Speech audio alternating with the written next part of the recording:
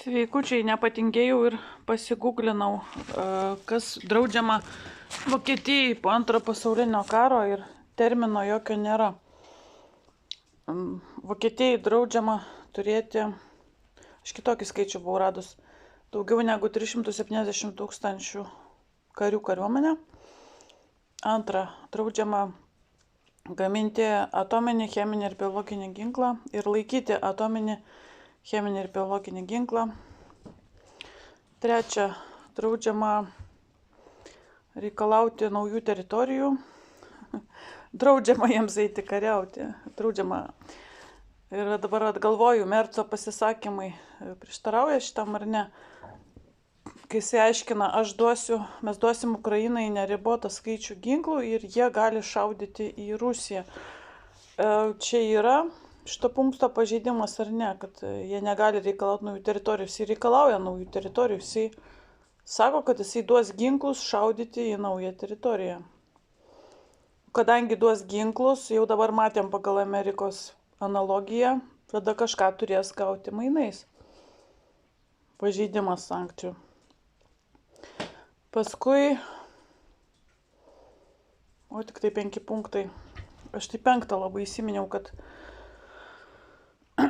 negali tų visų savo karių kažkaip tai įrenginėti, tų kareivinių, tik tai sutinkamai su Jungtinių tautų chartija. Tai reikėtų perskaityti tą chartiją, tai ten matyti apie gynybinius tikslus yra šnekama.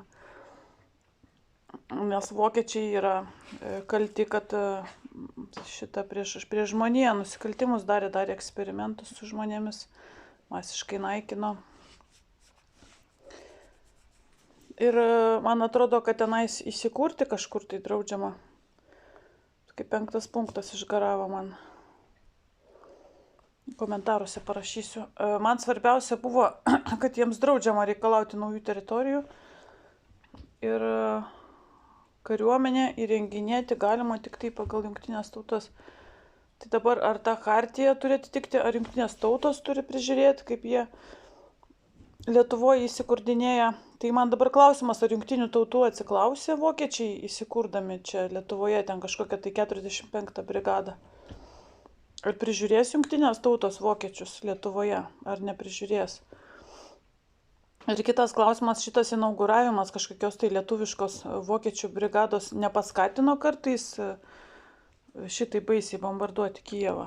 Ar tikrai nepaskatino? Nes jeigu vokiečiai pažeidžia sankcijas, jeigu jie rodo, kad jie eis į rytus, tai rusai tada suaktyvėja.